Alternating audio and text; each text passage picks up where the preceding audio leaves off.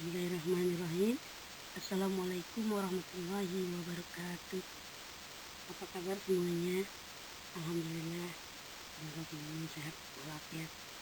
Nah, baiklah, kita ketemu lagi di mata kuliah aljabar rendah, yaitu pertemuan keempat tentang fungsi kuadrat.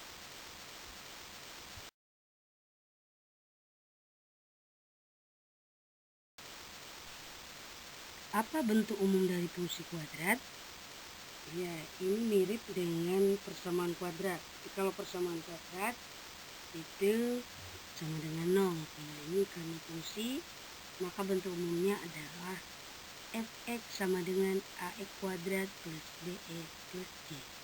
Atau boleh juga y sama dengan ax kuadrat plus bx plus c.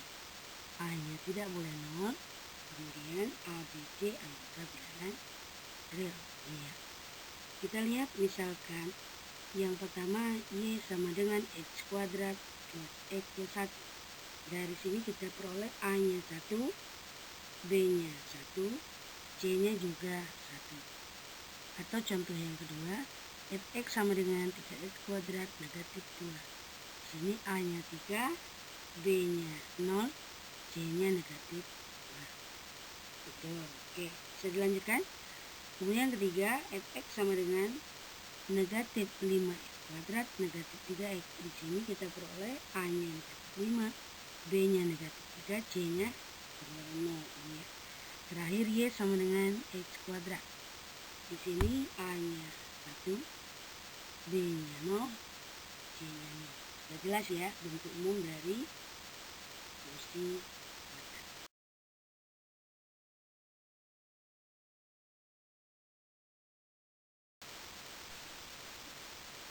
Nah, sekarang kita akan memperlihatkan bagaimana menggambar grafik dari fungsi kuadrat.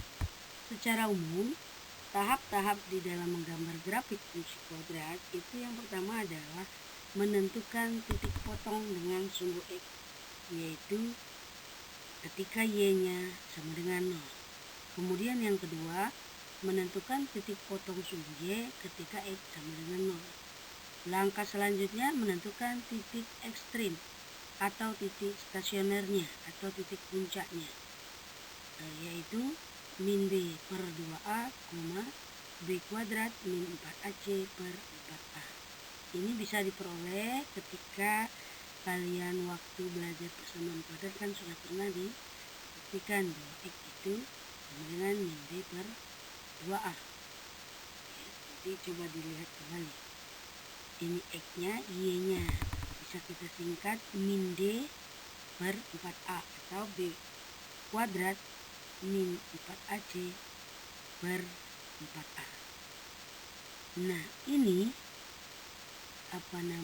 kalau kita gambarkan selanjutnya, ketika A-nya positif, maka grafiknya terbuka ke atas. Ketika A-nya negatif, grafiknya terbuka ke bawah. Ya, kalau misalkan kita lihat ya, contohnya coba gambarkan grafik fungsi kuadrat Y sama dengan X kuadrat min 6X plus 5. Sesuai tahap-tahapnya, yang pertama kita tentukan dulu tipot atau potong sumbu X, ya, dimana Y-nya 0, sehingga kita peroleh X kuadrat min 6X plus 5 sama dengan 0. Faktorkan sehingga diperoleh X-nya 1 atau X-nya 5. Jadi titik potongnya adalah 1,0, 5,0. Ingat ya, 1,0, 5,0. Nah, nanti biar memudahkan kalian menggambar. Nah, untuk titik potong sumbu Y, X-nya yang jadi 0, sehingga Y-nya 0 kuadrat min 6 kali 0 plus 5 diperoleh dengan 5, sehingga titik potong sumbu Y-nya 0,5. Di sini kita sudah dapat 3 titik, 1,0, 5,0, 0,5. Akan kita lanjutkan. Nah, kemudian langkah selanjutnya menentukan titik puncak. Titik puncak diperoleh dari nilai X. X-nya min B per 2A. Kita masukkan, tadi diketahui B-nya min 6. Berarti min 6 per 2 kali 1, A-nya tadi kan 1, sehingga diperoleh X-nya 3. Nah, menentukan titik puncak tadi bisa menggunakan min D per 4A, atau langsung saja disubstitusi ke soalnya langsung, sama saja hasilnya.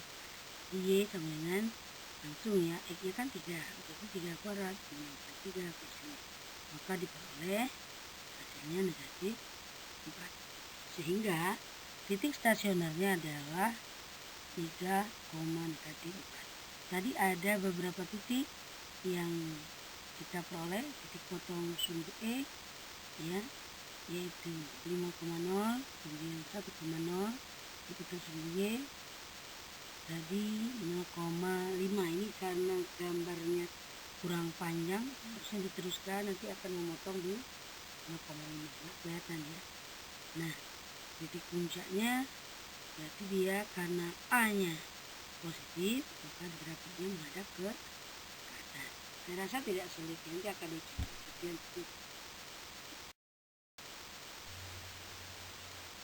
Bisa dilanjutkan?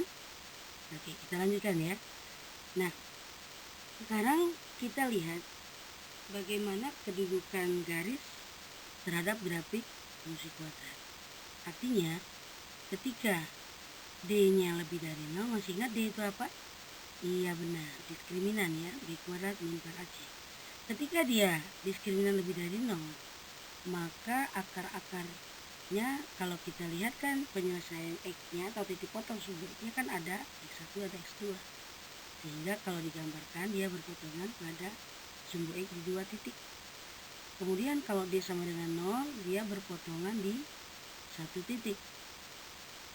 Ya, kalau D-nya kurang dari 0, kalau difaktorkan atau dicari tidak ada memotong, berarti tidak ada penyelesaian dari bentuk kuadratnya. Seperti dilihat pada gambar berikut. Ya. Kemudian kita lanjutkan. Untuk lebih memahami bisa dilihat pada gambar.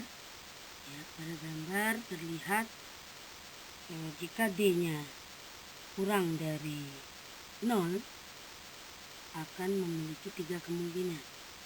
Jadi bisa A-nya kurang dari 0, bisa A-nya lebih dari 0. Bisa dilihat ya seperti yang ini, kelanjutan dari yang tadi.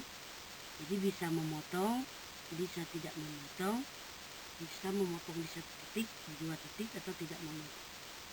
Nah, ini kita lihat kalau A-nya lebih dari 0 dia menghadap ke atas, kalau A-nya kurang dari 0 dia sebenarnya kelanjutan dari yang tadi yang sama ya.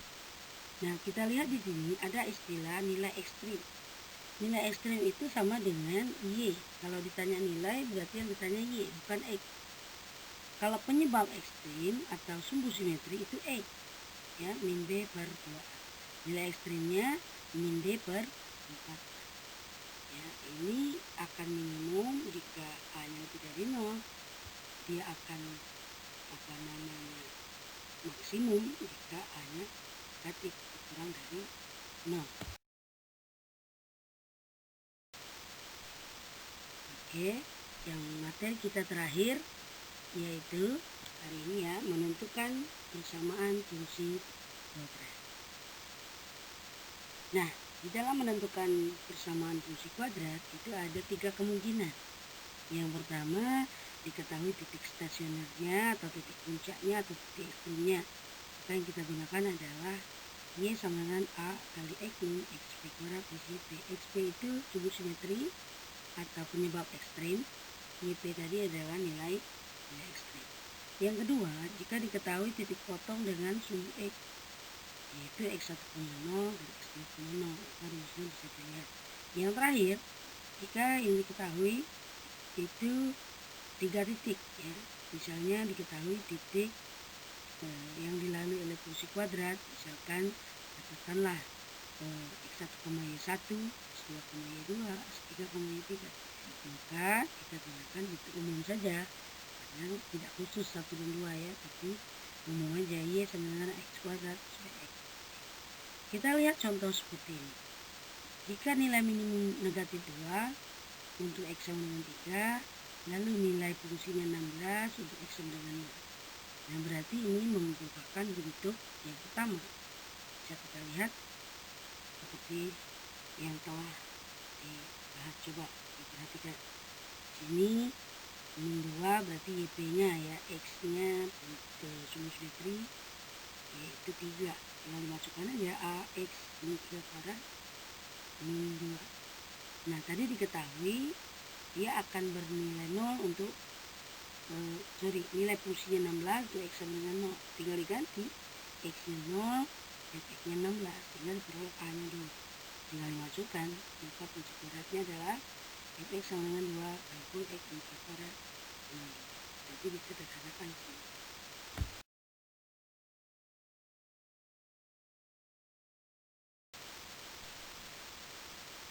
Oke, kita lihat contoh yang terakhir. Jika diketahui nilai maksimum dari fungsi berikut adalah 5, tentukan nilai K yang positif.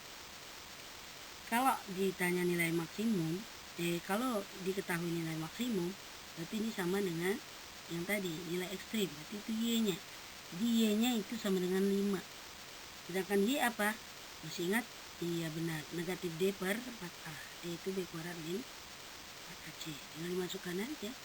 Nanti difaktorkan. Nah, ternyata ada K-nya min 1, ada K 7. Karena ditanya yang positif, itu jawabannya K sama dengan 7. Baiklah, demikianlah materi kita kali ini, yaitu kita membahas tentang fungsi kuadrat. Kita rangkum ya hasilnya. Yang pertama tadi bentuk umum dari fungsi kuadrat, kemudian cara menggambar fungsi kuadrat, kemudian kedudukannya terhadap garis, dan terakhir menentukan fungsi kuadrat. Oke, semoga semuanya selalu sehat, selalu semangat. Untuk tugasnya nanti akan saya kirim ke WhatsApp grup ya. Jadi ini hanya untuk pembelajaran, silakan diulang-ulang karena tidak bisa kita hanya membaca atau memperhatikan materi itu hanya sekali. Silakan cari literatur lain, saya yakin semuanya bisa ya. Jadi jangan mengandalkan hanya dari yang itu. Oke, saya akhiri. Mohon maaf kalau ada kekurangan. Wabillahi taufiq wal hidayah. Wassalamualaikum warahmatullahi wabarakatuh. Oke.